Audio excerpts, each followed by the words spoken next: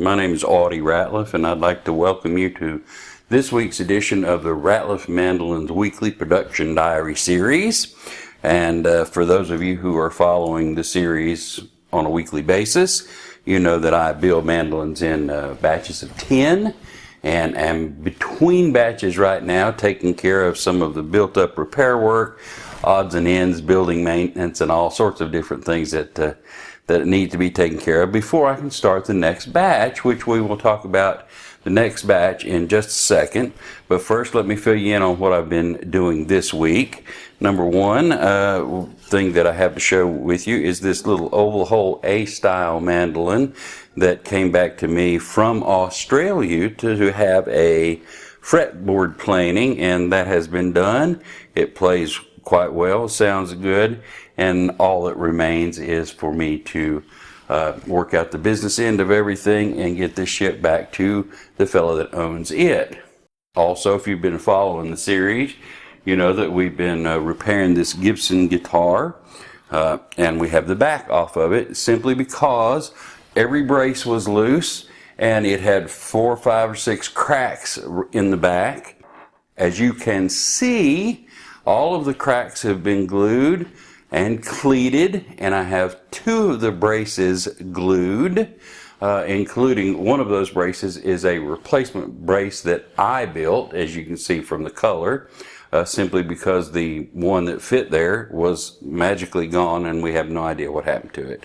2 more braces and that thing will be ready to glue back on this body. Let me put this A-style away and dig out another A-style that you might remember from last week's episode, the A-style with the F-holes that we replaced the neck in.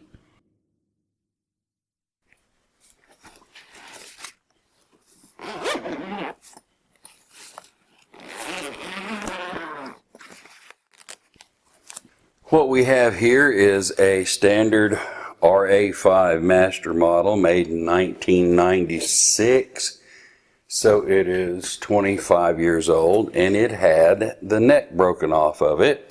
Rather than try to repair that neck, we elected to replace it, and we got the color matched very well. Pretty nice job all over. It plays well. And the customer is supposed to come and pick it up sometime around midweek next week. You know what? Before we start the next batch, I may very well work on a banjo that actually belongs to me. Let me share that with you. I know some of you have noticed this banjo hanging on the wall in previous videos. There's no name on it that I can find, but I've been told by people that have come by the shop in the past, that's looked at it, that should know about things like this, have told me they thought it was an SS Stewart somewhere between 1890 and 1910 or so.